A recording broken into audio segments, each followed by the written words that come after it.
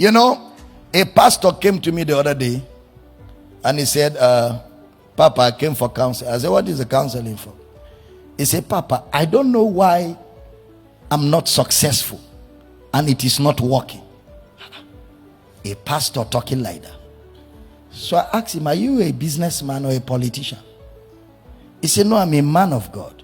I said, what is not working? I said, I don't understand, because what you're speaking is strange to my ears. What do you mean by it is not working? Do you mean that the word of God is not working? He said, no, what I mean is that I am not successful in ministry. I say, what is the yardstick? What yardstick are you using to measure it? He was quiet because he knew I was getting at something important. I said, I know your problem. You think making it in ministry is car, you know, escort car, pilot car, and then a big jeep in between, you know, a big house, and church with crowd making it. I said, that's wrong. That's not the way ministerial success is measured. What is the way ministerial success is measured? A minister who is successful is a laborer in word and doctrine. Finish. Once you teach the word and you're sound in your teaching, you're a successful minister. It's not measured by things. If success in ministry is measured by crowd, what about across the river where there are fishermen that must be pastored, and in the whole village there are only 50, and a pastor has to live there and pastor them forever? So that means that man's church, even if the whole village join his church, there can never be more than 50. Is it not a success?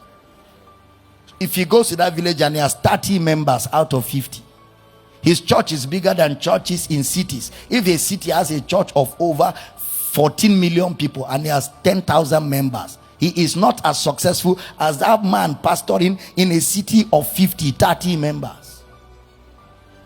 So we don't measure ministerial success by crowd. We don't measure ministerial success by car, influence and affluence. We are not businessmen and we are not politicians. Ministerial success is measured by soundness in doctrine. And when you start teaching people sound doctrine, even if they are 4 and they grow in the knowledge of Christ, you're successful.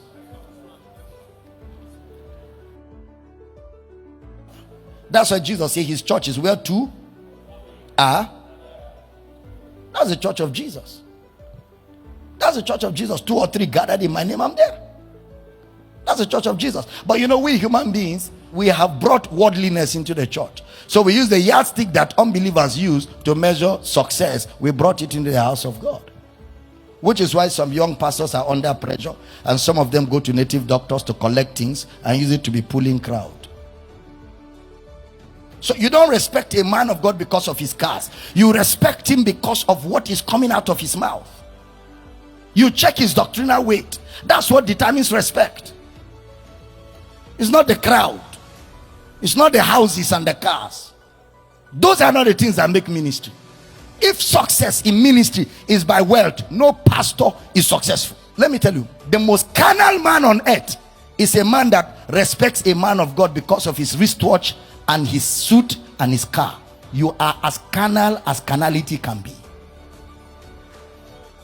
Real spirituality is to respect men that labor. Bible says they that labor in word and doctrine deserve double honor. Then he say esteem them highly for their work's sake, not for their car's sake. And that's why preachers feel when you just have big cars, you know, big cars, and you have bodyguards, you have escort and pilot cars, when you enter everywhere, as you're coming out, your protocol, they're pushing everybody down so that the man of God can come out. The man of God. And then you see him feeling cool as they are pushing people down. The same people you are supposed to disciple and build up, they are pushing them down, and you are happy. People are desperate because they have told them ministerial success is car and house. Let me be honest, listen to me, every one of you. When I came into ministry, pastors were not anything to talk about. To even marry, if anybody agreed to give you their daughter, is the grace of God. Because when I joined ministry, the best of pastors were using bicycles. Most were trekking.